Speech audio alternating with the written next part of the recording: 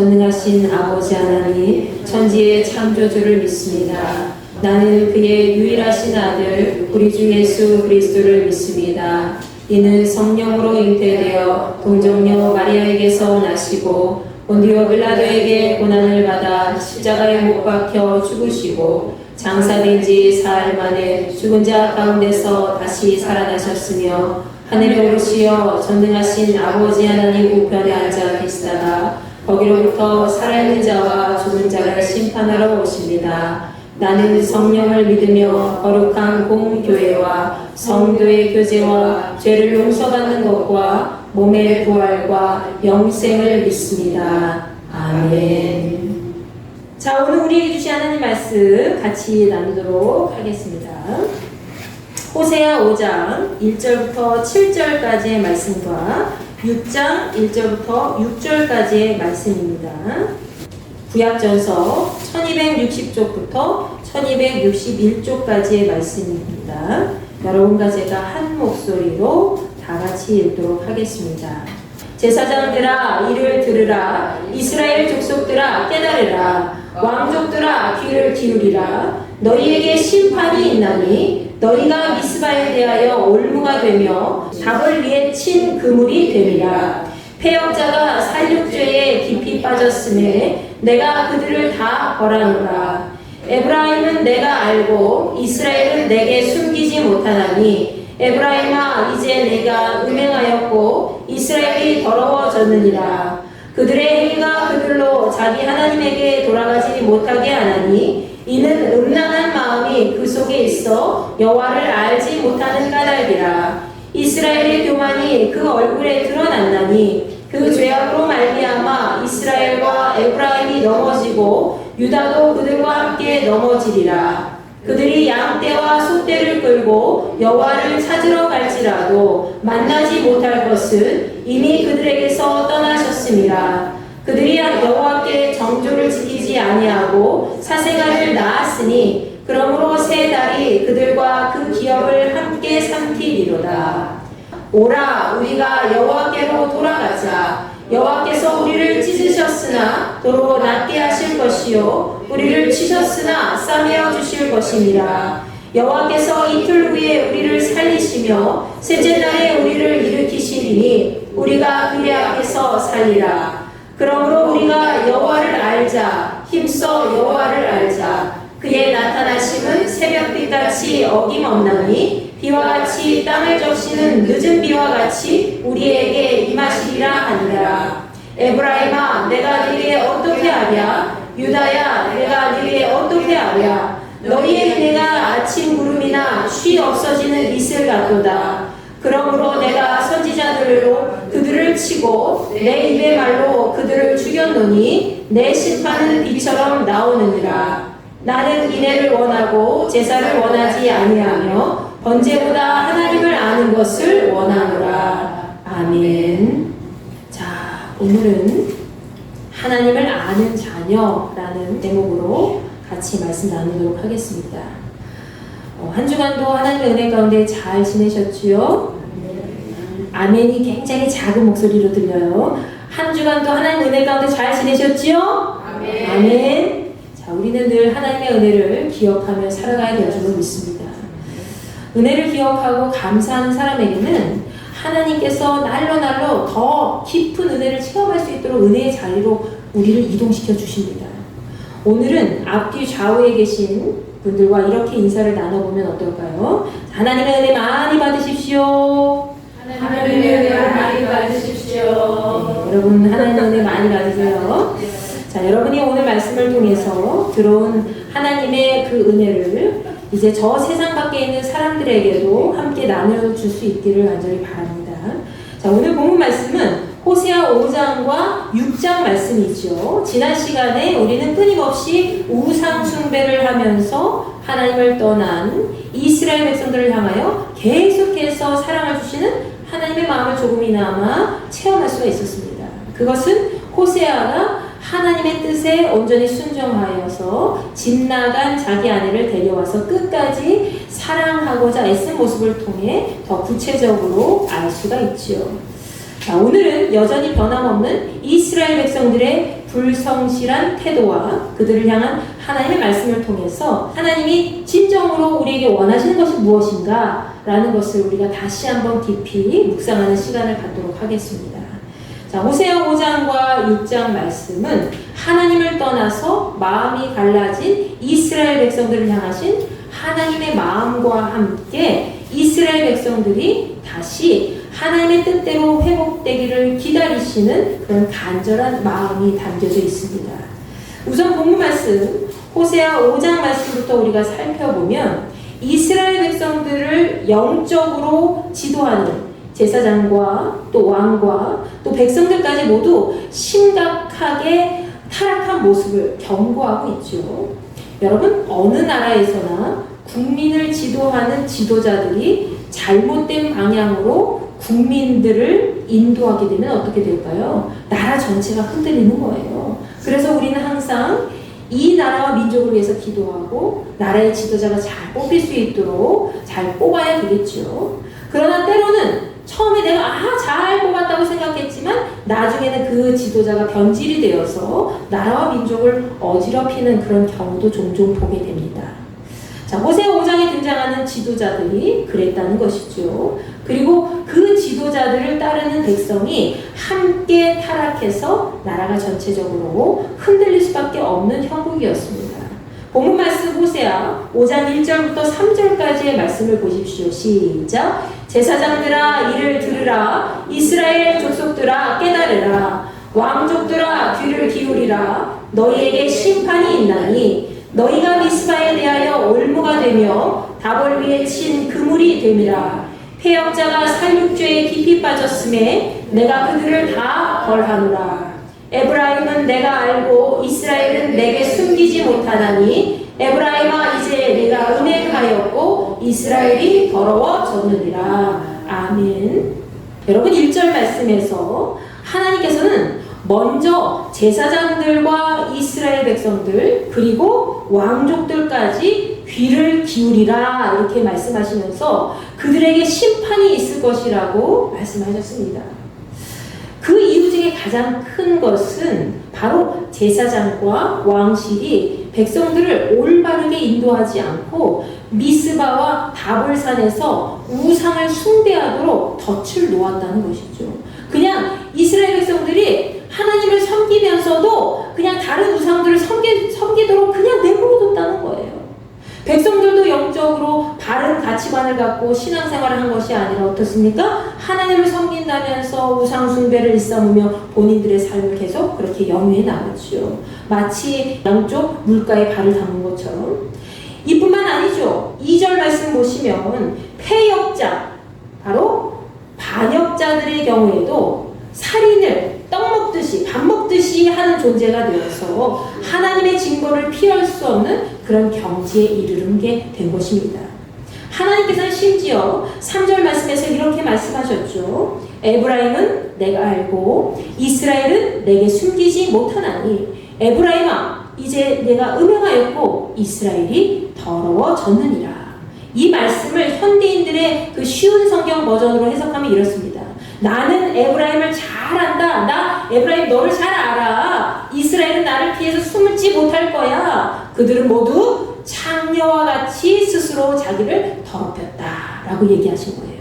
창녀와 같다는 것은 이 사람도 좋고 저 사람도 좋고 돈에 팔려서 자기 몸을 함부로 굴리는 사람과 같다는 것이죠. 얼마나 비참하고 추악한 모습입니까? 근데 이스라엘 백성들이 그렇게 했다는 거예요.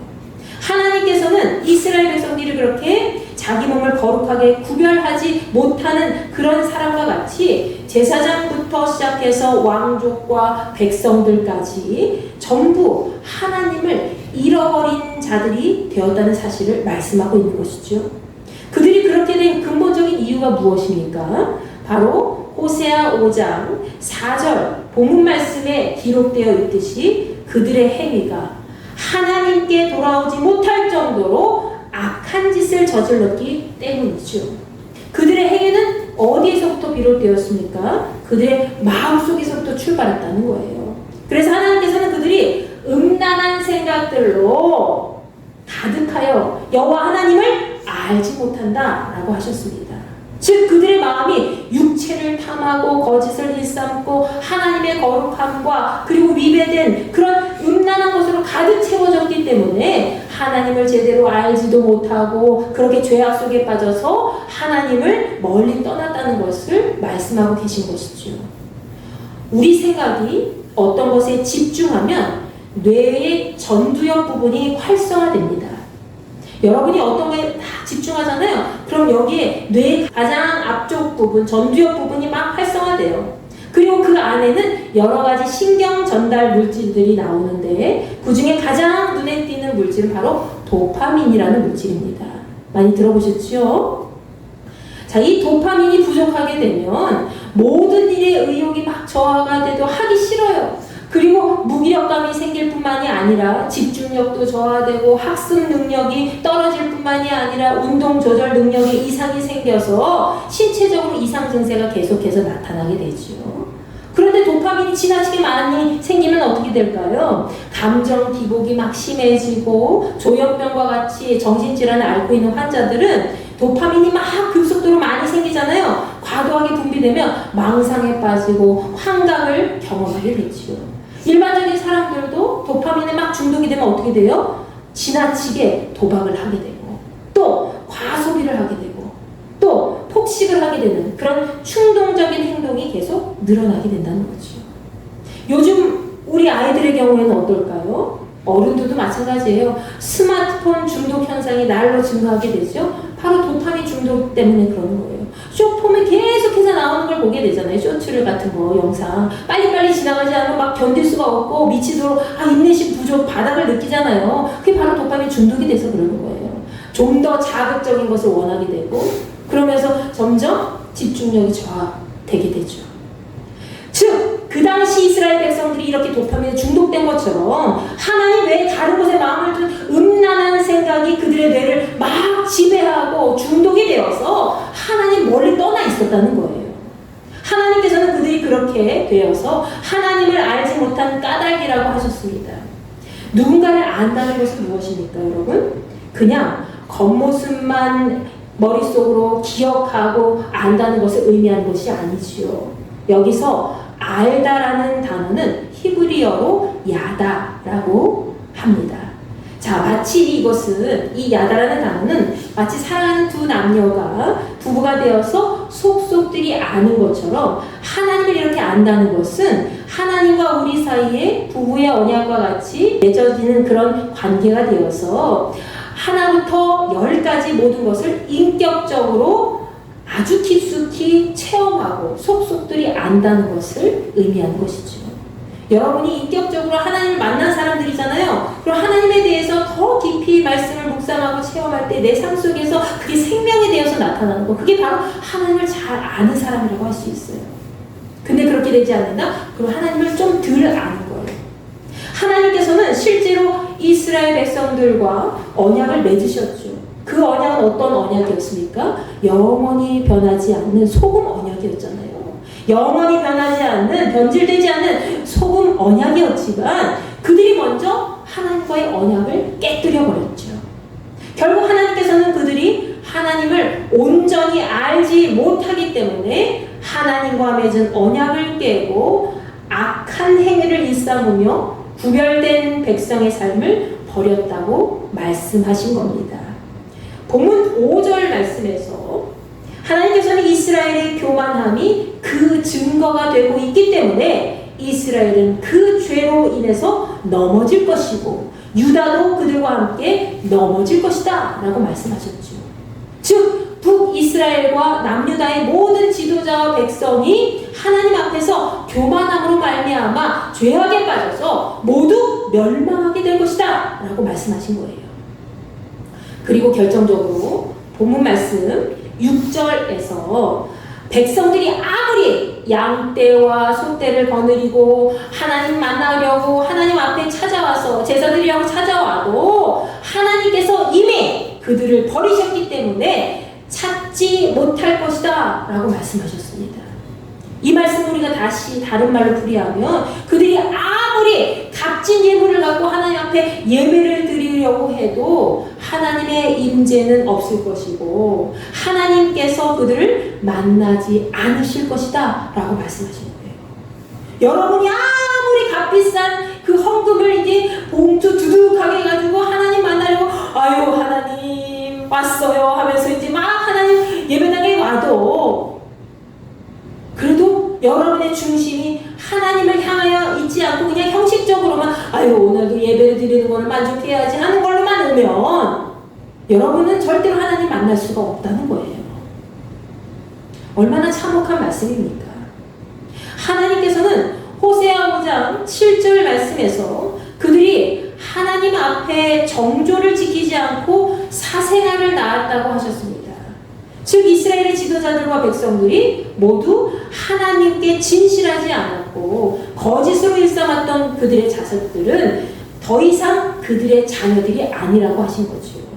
자, 여러분 사생아가 뭐예요? 사생아는 원래 정상적으로 결혼하지 않은 상태에서 태어난 아이를 의미하지요. 지금 하나님께서는 이스라엘 백성들과 하나님과 맺은 그 혼인에 대해서 말씀하신 건데 그것이 나는 너희와 정식으로 혼인을 맺었지만 지금 너희들은 사생아를 낳은 자들이야. 어떻다는 거예요? 너희와 나의 혼인 상태가 깨졌다라는 거예요. 하나님과 맺은 혼인은 가짜 상태가 되어서 더 이상 그들의 신앙에 대한 결실은 진실되지 않다는 것을 하나님께서 이스라엘 백성들에게 말씀하신 거죠.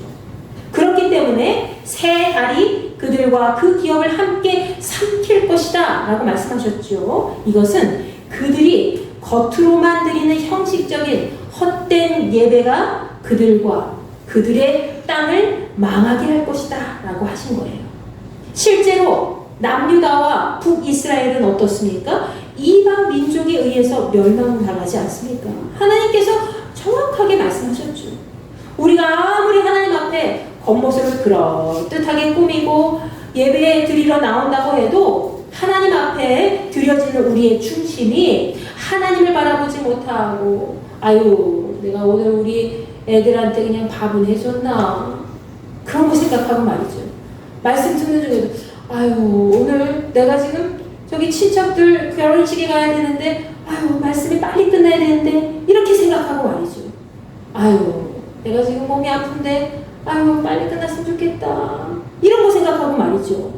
그렇게 자기 중심을 하나님께 온전히 두지 못하고 하나님 바라보지 못하고 다른 것에 마음을 뺏기고 중독되어 있다면 우리가 드리는 그 예배는 헛된 것이 될 뿐만이 아니라 우리 믿음은 온전히 열매 맺지 못하고 또 영원히 죽어가는 다른 세상 사람들과 똑같이 그렇게 될 것이라는 것을 아버지 하나님께서 우리에게 지금 말씀하고 계신 거죠. 하나님께서는 중심을 보시는 분입니다. 믿으십니까?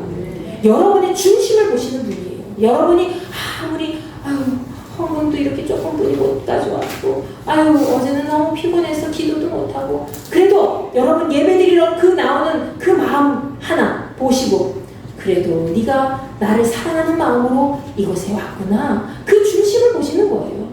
여러분의 마음 상태가 어떤가에 따라 이 예배가 하나님의 임재가 있는 거룩한 예배가 될 수 있다는 것이지요. 여러분이 매 순간 예배 드릴 때 그냥 왔다 갔다 하는 형식적인 그리스도인이 되지 않고 이곳에 발을 딱 들여놓는 순간 나가서 또 삶을 이어나갈 때마다 언제나 하나님을 중심으로 구별된 그런 신실한 구별된 마음을 가지고 나아간다면 여러분의 삶은 지금보다 더 풍성한 열매를 맺게 될 겁니다. 하나님께서는 본문 말씀에 이어서 호세아 5장 8절부터 15절까지의 하반절 내용을 통해서 북이스라엘과 남유다가 그들의 죄악으로 인해 서로 칼을 겨누는 전쟁을 피할 수 없게 될 것이라고 말씀해 주셨습니다. 즉 동족 간의 비극적인 전쟁으로 모두 학대와 재판의 압제를 피할 수 없다는 것이고 또 하나님의 심판 앞에서 죽음의 위기를 경험할 수밖에 없다는 사실을 이야기하고 계신 거죠. 이스라엘 백성들은 본인들에 대한 그런 멸망의 메시지를 들었을 때 그 기분이 어땠을까요?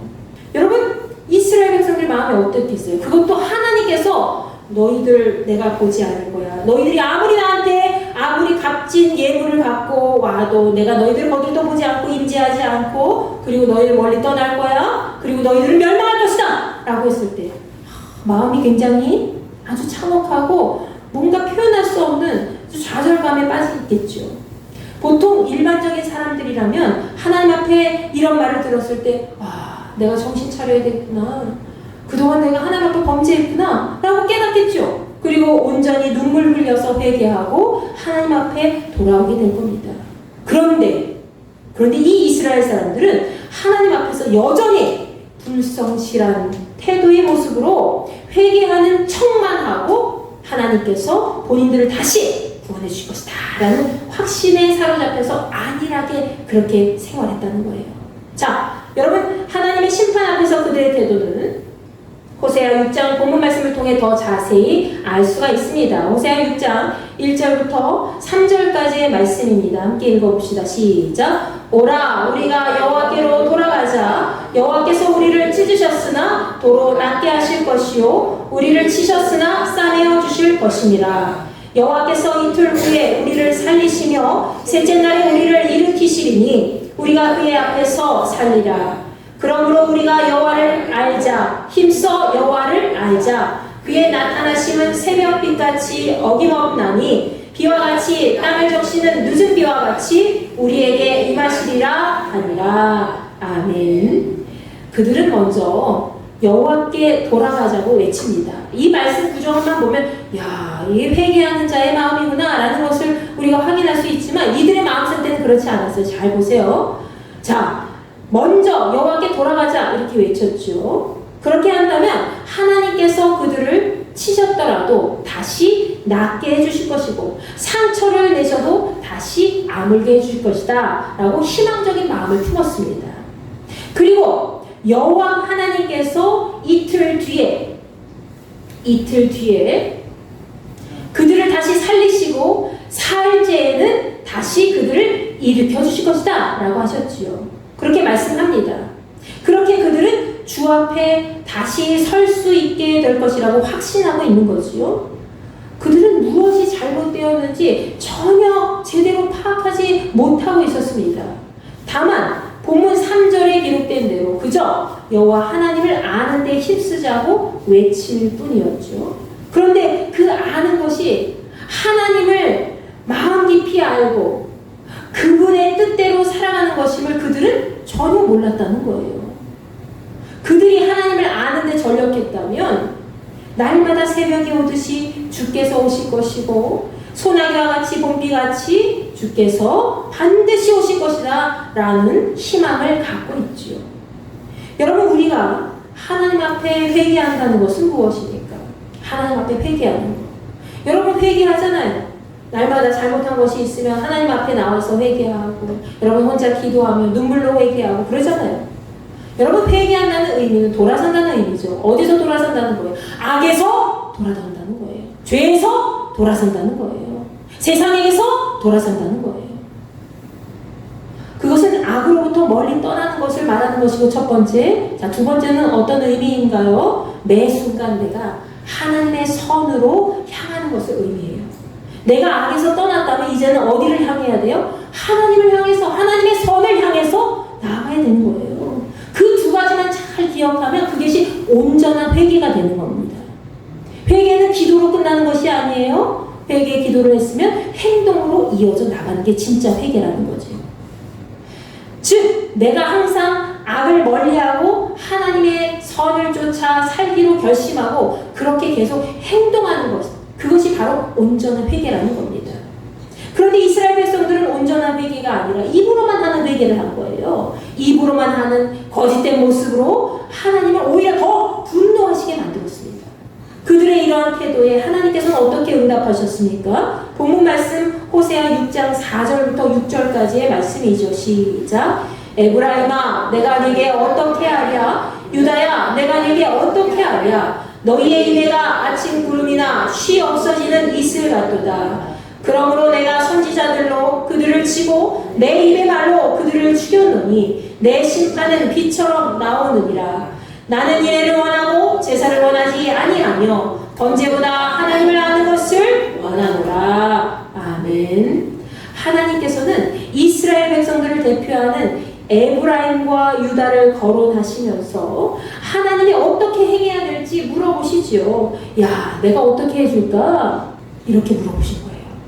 하나님께서는 그들이 인애, 곧 하나님의 은혜를 구하지만 그것은 아침 구름과 같이 쉽게 없어지고 아침 이슬과 같이 쉽게 사라지는 것이 것과 같다라고 하셨지요. 이 말씀은 곧 이스라엘 백성들이 아무리 겉으로 보기에 그럴싸하게 회개하는 모습을 보여도 그들이 바라보고 있는 그런 하나님의 은혜와 자비는 그들의 거짓된 회개로 말미암아 쉽게 사라지게 될 것이라는 것을 말씀하고 계신 겁니다. 하나님께서는 선지자들을 통해서 그들을 죽이고 망하게 할 것이라고 경고하셨음을 깨닫게 해주셨지요. 그러시면서 하나님의 심판이 번개와 같이 빛처럼, 빠른 빛처럼, 번개처럼 그들을 향해 나갔다고 하셨습니다. 이제는 이스라엘 백성들이 하나님의 심판을 멀리 피할 수가 없다는 거예요. 그리고 하나님께서는 아직도 하나님 앞에 자신들의 죄악을 깨닫지 못하고 온전한 회개의 모습을 보이지 않는 이스라엘 백성들을 향해서 그들을 보시면서 본문 6절 말씀에서 우리 모두의 마음에 새겨지는 귀한 말씀을 하셨죠. 시작. 나는 인애를 원하고 제사를 원하지 아니하며 번제보다 하나님을 아는 것을 원하노라. 아멘. 즉 하나님께서 바라시는 것은 제사, 곧 형식적인 예배의 절차가 아니라 진실한 사랑을 원한다는 거예요. 그리고 태워드리는 번제, 희생 제물보다도 하나님을 아는, 너 얼마나 나를 알아? 라는 하나님을 아는 지식이라고 말씀하셨습니다. 우리가 사랑하는 사람 만났을 때에 그 사람의 모든 것을 알기 위해서 어떻게 해요? 막 질문하면서 그 사람한테 막 가까이 나아가고 그 사람이 좋아하는 것은 무엇이지? 싫어하는 것은 무엇인지? 싫어하는 것은 행동하지 않고 좋아하는 것을 해가도록 자꾸 노력하고 말이죠. 그렇게 하잖아요. 그 사람을 더 알아가고. 왜? 그 사람을 사랑하는 마음 때문에 그런 거잖아요. 하나님을 아는 것도 똑같다는 거예요. 우리가 아무리 하나님 앞에 충성을 다하는 그런 맹세를 하고 찬양을 막 열심히 부르고 부르짖어 기도하고 말씀을 열심히 읽는다고 해도 그 중심이 하나님을 더 깊이 알고자 사랑하지 않고 하나님의 뜻대로 살고자 하지 않는다면 모든 것이 헛수고가 될 뿐이라는 거죠. 아멘. 사무엘상 15장 말씀을 보면 사울과 사무엘의 아주 유명한 사건 하나가 등장합니다. 여러분 다 아시죠? 때는 사울 왕이 아말렉과 전투를 해서 승리하던 때였습니다. 하나님께서는 전쟁하기 전에 미리 말씀하셨어요. 어떻게? 내가 너희들을 승리하게 이끌어 줄 것인데 아말렉의 모든 소유까지 전부 진멸시켜라 라고 하셨어요. 모든 소유. 아말렉 백성부터 시작해서 사람들, 가축까지 어린아이에서부터 노년에 이르기까지 사람과 가축까지 모두 하나도 남김없이 다 진멸하라 라고 하나님께서 명령하셨다는 거예요. 자, 이런 하나님의 뜻을 알고 사울 왕은 이스라엘 백성들과 함께 아말렉을 크게 무찌르게 됩니다. 그리고 아말렉 왕까지 사로잡게 되지요. 그런데 사울 왕과 이스라엘 백성들은 갑자기 아말렉이 갖고 있었던 소와 양이 많이 탐났던 모양이에요.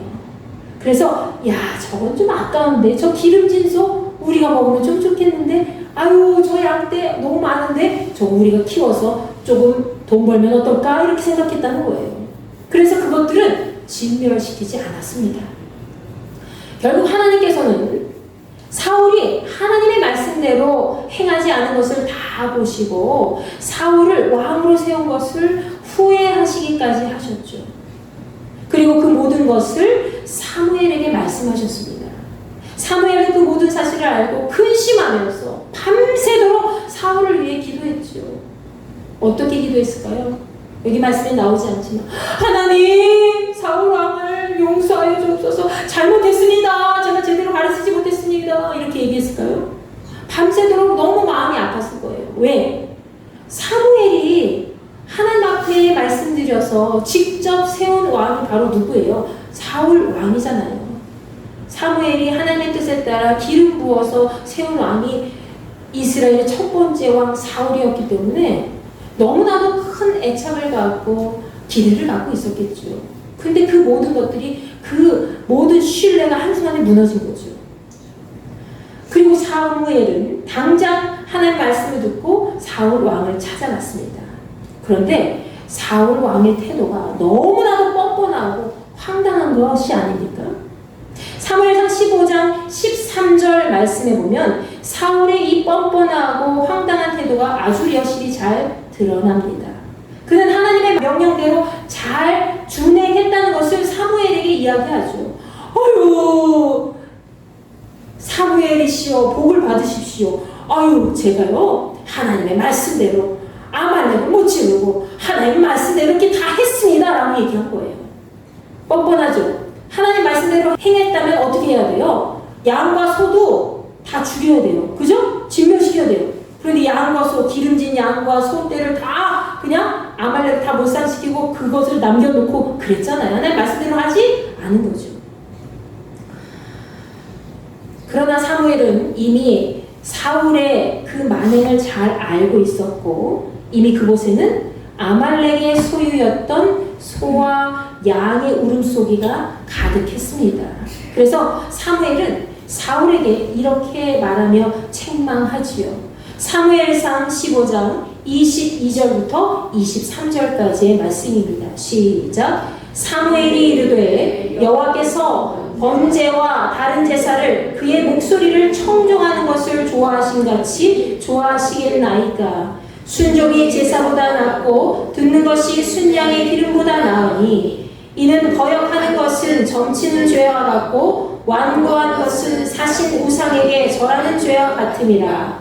왕이 여호와의 말씀을 버렸으므로 여호와께서도 왕을 버려 왕이 되지 못하게 하셨나이다 하니. 사울 왕이 하나님의 명령대로 순종하지 아니하고 제멋대로 행동했기 때문에 하나님께서 왕을 버리셨습니다 라고 얘기한 거예요. 하나님께서는 우리에게 어떤 특별한 이벤트를 원하시는 게 아닙니다. 아유, 누구 권사야, 누구 집사야, 아유, 오늘 뭘 했구나 라고 하나님이 뭘 계속 행하기를 원하시는 게 아니에요. 뭘 원하시는 거예요? 하나님은 하나님 말씀의 권위에 겸손히 엎드려서 하나님만 잘 바라보고 하나님 오늘 하루 무엇을 할까요? 제가 어떻게 살까요? 먼저 여쭤보고 기도를 시작하고 하루를 살아갔을 때 하나님 말씀을 생각하면서 묵상하면서 그 말씀대로 살아가려고 노력하고 그리고 하나님의 뜻대로 순종하는 것을 원하시지요.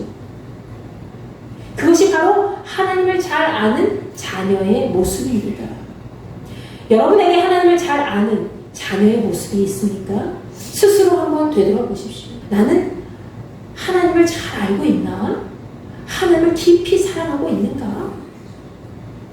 부모와 자녀가 서로 관심을 갖고 잘 알아야 서로 불편함이 없이 모든 문제를 잘 해결할 수 있지요.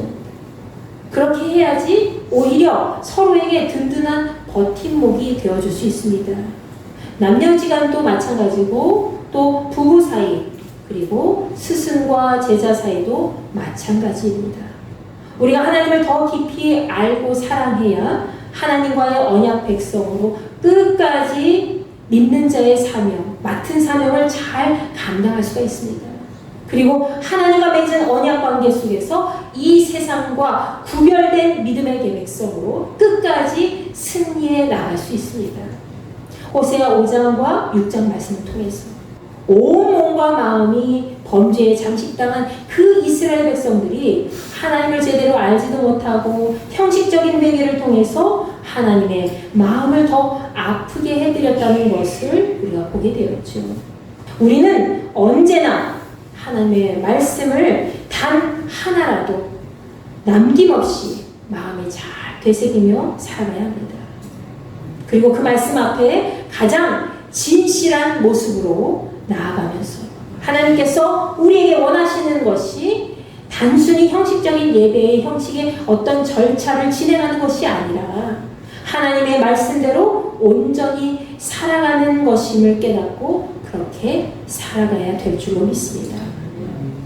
오늘 나는 말씀을 되새기면서 여러분의 삶 속에서 지금도 역사하신 그 하나님의 숨결을 날마다 체험하시면서 하나님을 더 깊이 알고 더 깊이 사랑하고 하나님의 뜻 안에서 진실하고 거룩하게 살아가시는 저와 여러분이 되시기를 간절히 축원합니다.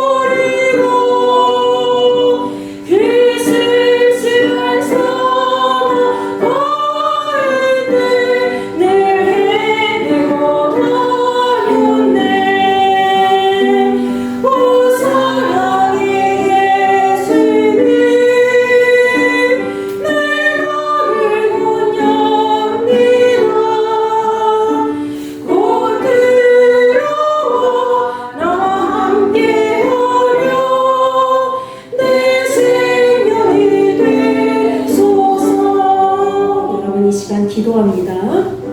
아버지 하나님, 내가 지난달 살아오면서 죄악된 길에 빠졌던 그 마음을 온전히 회개하지 못했다면 지금 이 시간 주님만을 온전히 바라보며 나와 하나님 사이에 아무것도 없이 깨끗한 모습으로 온전히 회개할 수 있게 도와주시고 악을 멀리 떠나고 하나님의 선을 마음에 품고 살아갈 수 있는 지혜와 능력, 믿음을 허락하여 주시옵소서. 나의 삶 속에 아직도 주님을 바라보지 못하고 주님을 온전히 의지하지 못하고 내 자신을 의지하고 살아가는 그런 교만한 마음이 있다면 뿌리채 뽑아주시고 오늘 말씀을 기억하면서 이스라엘 백성들이 죄악된 상황 속에서 거짓된 회개로 하나님의 말씀을 온전히 되새기지 못하고 아버지 하나님의 마음을 아프게 했던 것처럼 그런 모습이 우리에게는 없는지 다시 한번 마음에 되새기면서 이제 하나님 중심에 사로잡힌 인생들이 될 수 있도록 우리를 사용하여 주시옵소서.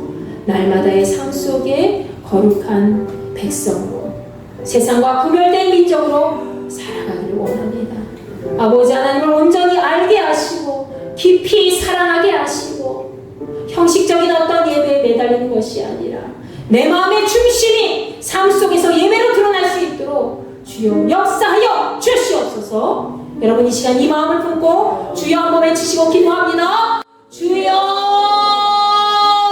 아버지 하나님 감사합니다. 저희들 이 시간 함께 모였습니다. 성령의 능력으로 저희들 이 자리에 함께 모였사오니 아버지 하나님 임재하여 주시어서 뜨거운 하나님의 말씀의 불길에 타오르시게 도와주옵시고 부흥의 불길에 사로잡히고 아버지 하나님의 말씀에 사로잡혀서 우리의 중심이 흔들리지 아니하고 온전히 주님만을 향해 나아갈 수 있도록 인도하여 주옵소서. 한 생명도 나고자 되지 않도록 주여 붙잡아 주옵시고 한 생명도 주님 떠나지 않도록 주님 그들의 마음을 붙들어 주시옵소서. 아버지 하나님이시여 저희들 중심이 아버지 하나님을 온전히 바라보기를 소망합니다. 주님 주께서 말씀하시지 않았습니까? 나는 인애를 원한다. 나는 순종하는 것을 원한다. 나는 제사보다 순종을 원한다. 나는 나를 아는 것을 더 원한다. 주께서 말씀하신 그대로 우리가 하나님 아버지를 온전히 깊이 진실하게 사랑할 수 있게 도와주시고 아버지 하나님을 더 깊이 알게 하시고 주님 온전히 인격적으로 체험하여 우리의 삶 속에 있는 그 믿음이 그냥 겉으로 지나가는 그런 형식적인 예배에 매달린 그런 삶의 태도의 믿음이 아니라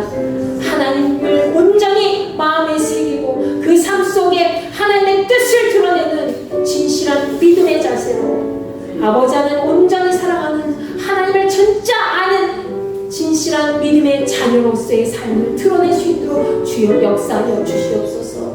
이 시간 저희들 함께 마음을 모아 기도합니다. 신실한 주의 백성으로 온전히 나갈 수 있게 도와주시고 저희들 진실한 마음으로 회개하고 주님을 온전히 사랑하고 경배하며 하나님을 깊이 알고 아버지 하나님을 날마다 묵상하며 말씀을 중심으로 해서 삶 속에 날마다 하나님의 말씀이 살아 움직이는 역사를 많은 사람들에게 드러내기 부족함이 없는 인생들로 세워 주시옵소서. 저희들 불쌍히 여겨주옵소서. 아버지 하나님의 말씀 안에 순종하여 날마다 승리한 믿음의 백성으로 나아갈 수 있도록 주여 역사하여 주시옵소서.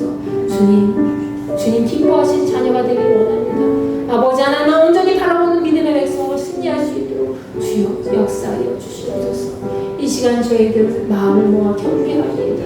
저희들의 발걸음이 오직 아버지 하나님을 향하여 나아가게 하시고 아버지 하나님의 마음을 기쁘시게 하는 삶이 될 수 있도록 주여 붙잡아 주시옵소서. 한 생명도 주님 떠나지 않기를 원합니다.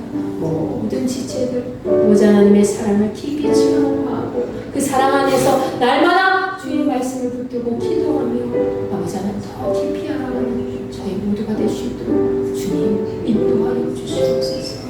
하나님 우리와 함께하여 주실 줄 믿습니다. 주님 감사합니다.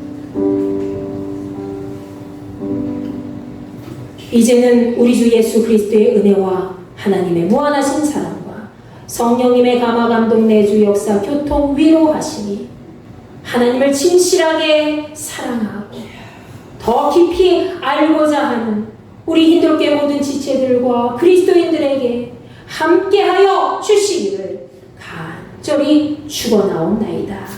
아멘.